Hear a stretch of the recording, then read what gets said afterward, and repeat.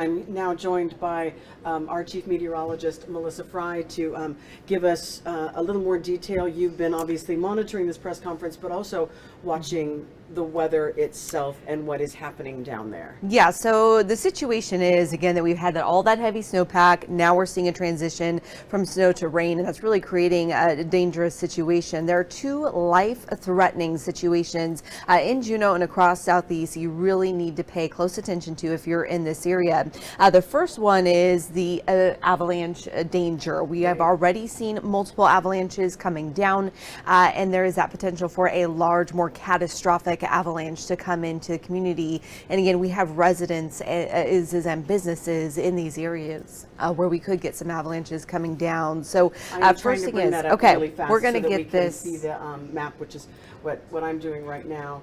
I think just give me 2 seconds. Yeah, we'll pull that up for you, because really what you want to do is when we pull this up for you, you'll be able to see the areas that are highlighted here in red are areas that are in that avalanche zone. That does include the runoff areas, and these are areas that you need to evacuate now. Again, the time for preparing your home or worrying about shoveling, anything like that, has passed. If you are in these red highlighted areas, it is important that you again evacuate now. And Tracy, can we zoom in so we can just see some of these individual roads a little closer?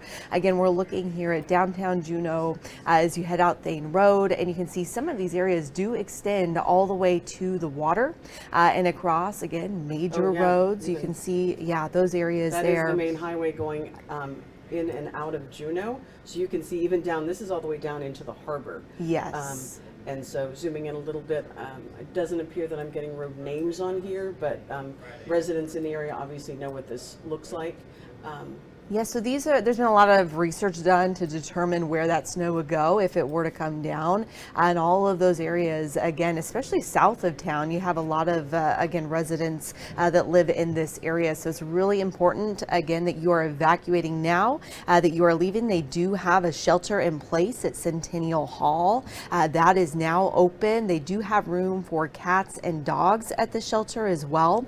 They also have said that even if you're not in the red area, but you're close, and you're a little too close for comfort, that you are welcome. All people are welcome at the shelter. So again, assess your own risk, whether you need to go. But again, we can't stress that enough, that it is past the time to gather things, to prepare anything. You just need to go because that risk is so high. They've already seen 4 to 5 avalanches come down off from Mount Juneau, multiple that have come across Thane Road. So those smaller avalanches, as the avalanche expert explained, it does help to reduce the snowpack, maybe limit how much comes down in a bigger one, but that threat for very large catastrophic avalanche in these areas is still there.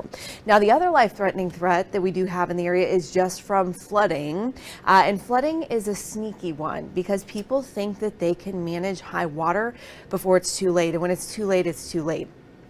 So many times we've seen stories, not only in Alaska but in the lower 48, where people are like, well, it was only halfway up my tire, or whatever, and so they thought they could drive through it, or they saw a bigger truck go through. That was one of the most recent ones we saw down in Washington. I saw a bigger truck go through. I thought I could make it. They couldn't. They had to be rescued. Right, and we do expect a lot of high water. We're already seeing that ponding, and this is not an area or a flooding situation where you get high water along a particular river or stream. It's just going to be everywhere, and that's because of that just record historic snowpack that we have on the ground from everything that fell in December.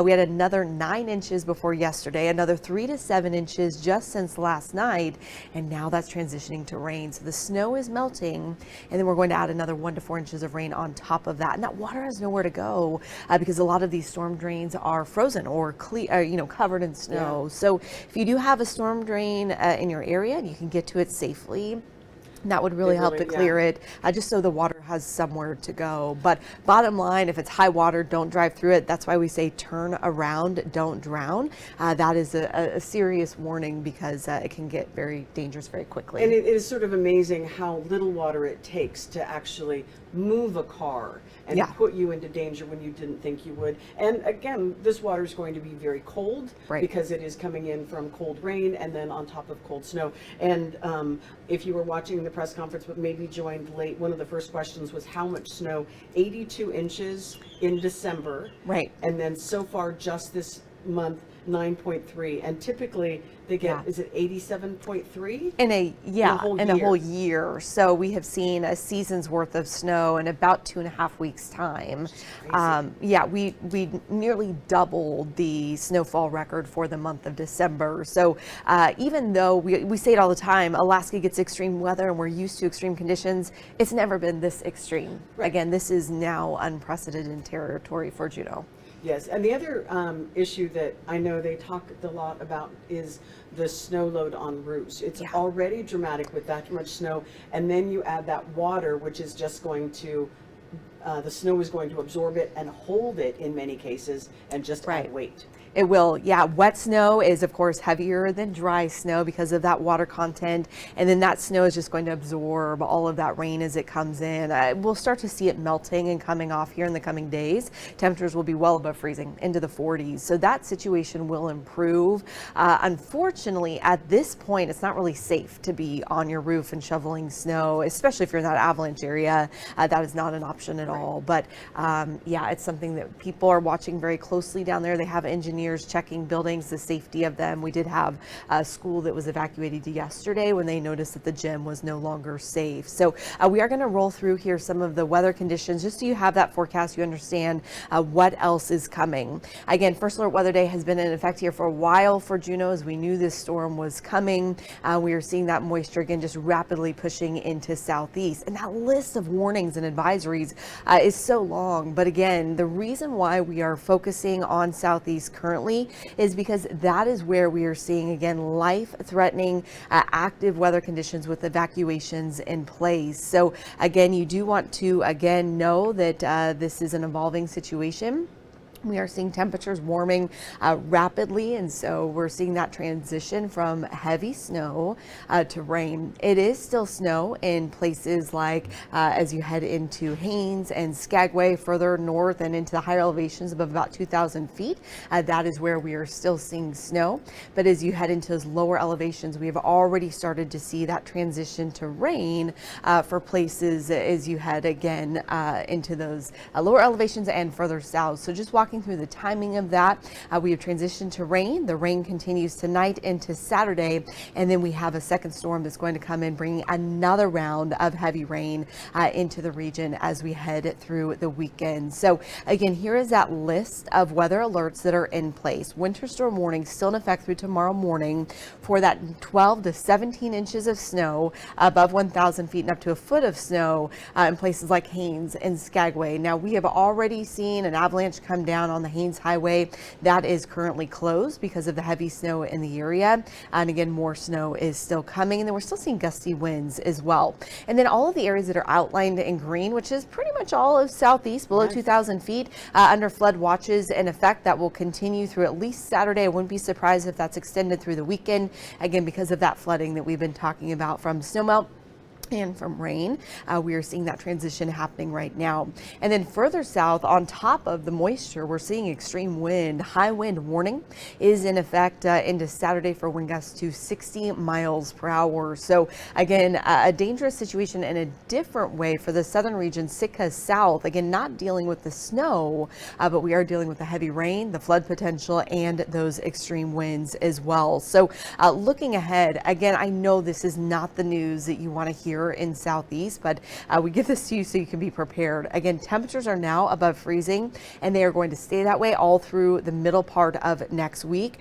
Temperatures again in the low 40s during the day, mid 30s overnight. We'll likely see the heaviest rain from the current system this afternoon into the early evening, and then as we head through the evening commute, that's when we'll likely start to see some of that more extreme flooding showing up, and then that rain continues into Saturday. And as you add the rain to the snowpack on the mountainside, that is when that avalanche risk becomes even higher because that snowpack is less stable. So again, the main two concerns are that major flooding and the high avalanche risk. And then yes, eventually the storm moves into south central starting tonight. We'll see snow from this same area of low pressure, in some areas up to 30 inches of snow with wind gusts of 50 miles per hour. But again, not seeing as extreme conditions as we are in southeast. We can see those snowfall totals. They're climbing quickly. This is for Anchorage. I just want to show you this quickly so you can have an early heads up, and again, not be surprised that we do have the potential for a foot or more of snow in the Anchorage area, and we'll continue to refine those details throughout the day. But again, for those of you in southeast, please be safe. Again, the main concern right now is that avalanche danger. If you're in that avalanche warning area, you need to evacuate now. You can go to the shelter again that is available at Centennial Hall. That is now going to be open as long as it's needed. They don't know how long that evacuation will be in place, but they do say you should prepare for several days, because again, then that avalanche threat will likely continue into the weekend. They do have space for both dogs and cats there as well. Yeah, that is, when you look at that map, and I looked at it originally, I didn't quite zoom in as you had us do earlier, and seeing that how much it does cross those major roads. Obviously the people hopefully in those neighborhoods know where their house is within that space. And one of the interesting things that I thought during the press conference was someone asked, why didn't you handle avalanche mitigation the way they do in some of the more remote areas? And basically it's not safe, because by mitigating an avalanche, you're basically bringing it down. There's homes down there, so there's really no way to do that. Yeah, too many people in the area, it's not safe. Not the same thing as like Turnigan Pass or Thompson Pass, where you kind of have the freedom to do that. The other thing is, you may go, okay, well, I don't live in one of these red areas, but I just want to get across town. I'm currently at work and I need to get home, or vice versa. Again, it is advised to not cross that avalanche path, even again, if you're just traveling, because you don't know when an avalanche is going to come through. So stay out of those red areas completely. And as we mentioned earlier, if you're just joining us, if you're not in the red area, but you're close and you're uncomfortable being where you are, that shelter space is available to you. Also, if you are watching and you cannot safely get out of your home by yourself, you can call 911 and rescue folks, again, will come in if needed. But they also stress, if you can get out, please do not call 911 unless it is an emergency.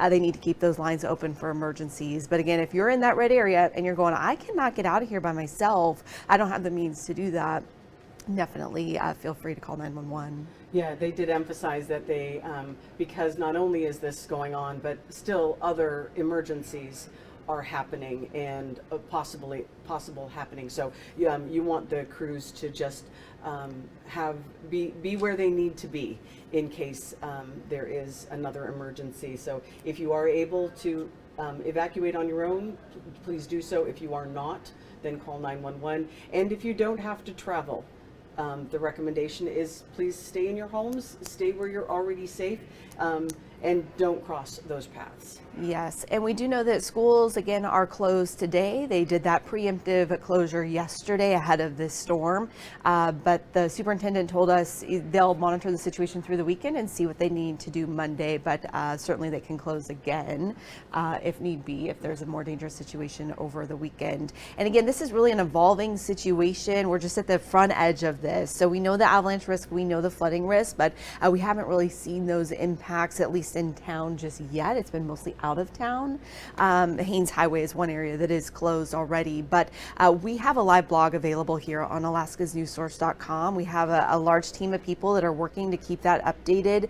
And so if you want to check back for updates, please check back frequently. We're going to keep that updated for as long as we need, as this is ongoing, with frequent weather updates as well. So just know this is going to be a long duration event. Because the rain is falling now, but is going to continue, if I understood what you were saying earlier, that it's going to continue to build and get stronger, probably through the afternoon, maybe in the evening. Heaviest rain actually won't move in until the second half of the day today. Oh, wow. We will probably get a little bit of a break in between storm systems heading into Saturday afternoon, but then we get that second one coming right in. So just know those breaks aren't going to be long. And because those temperatures are warming, we're going to see melting ongoing. If you have about 50 inches of snow on the ground, that doesn't just all melt at once. It takes some time. So the flooding concern is going to stick around. Yeah. for a while, because the Yeah. water's got to go somewhere. Okay, thank you so much. As Melissa said, please follow our blog on alaskasnewssource.com. That will be updated throughout the day by the First Alert Weather Team, and we will keep you informed. We'll come back here if there is new information. We will come back to our live streaming and inform you then. So everybody stay safe. If you are down in Southeast, it is a dangerous situation, a life-threatening situation in some cases. So please be cautious, stay at home if you can, and please evacuate out of that area.